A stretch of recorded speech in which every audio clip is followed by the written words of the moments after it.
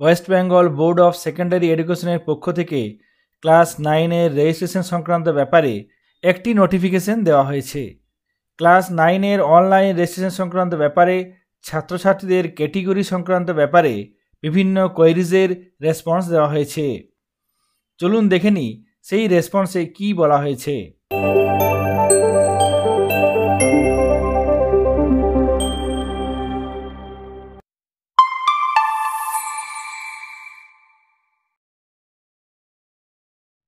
এখানে দেখুন সেই নোটিফিকেশন। এখানে subject clarification in response to queries regarding filling up category of students of class 9 2024 for online registration. বিভিন্ন বিদ্যালয়ের তরফ থেকে ছাত্রছাত্রীদের অনলাইন রেজিস্ট্রেশন সংক্রান্ত ব্যাপারে ক্যাটেগরি ফিল আপের ক্ষেত্রে বিভিন্ন প্রশ্ন করা হয়েছিল, সেই প্রশ্নের ক্লারিফিকেশন এখানে দেওয়া হয়েছে। এখানে বলা হয়েছে 16/9/2014 সালের প্রকাশিত মেমো 3058 BCW MR 94/11 ছাত্রছাত্রীদের ক্যাটেগরি সংক্রান্ত ব্যাপারে যে অর্ডার দেওয়া হয়েছিল সেই অর্ডার মেনেই অনলাইন রেজিস্ট্রেশন ফিল আপ করতে হবে। ক্যাটেগরি ফিল আপের ক্ষেত্রে এই মেমো অনুযায়ী ফিল আপ করতে হবে।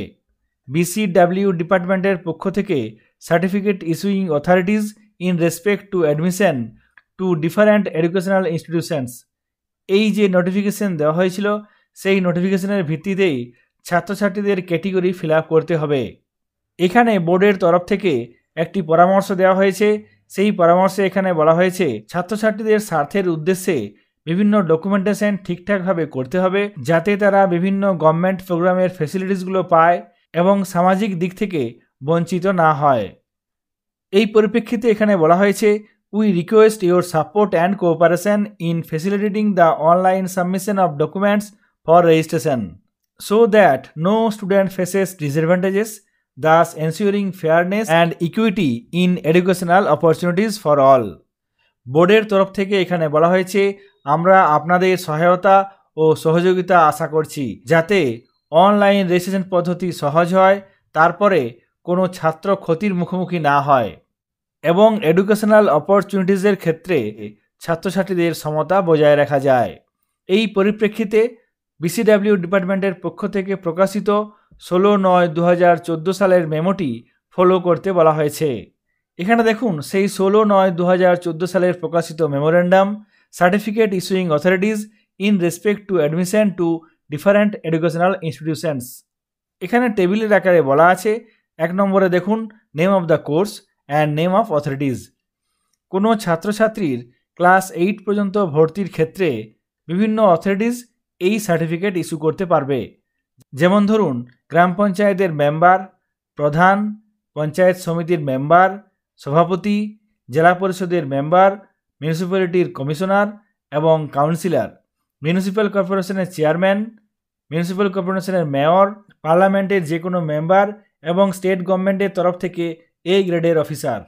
তাছাড়াও deputy director backward classes welfare West Bengal and commissioner backward classes welfare, deputy collector of land revenue, Kolkata collector of stamp revenue, Kolkata metropolitan magistrate, এই সমস্ত পদাধিকারীরা এই সার্টিফিকেট ইস্যু করতে পারবে।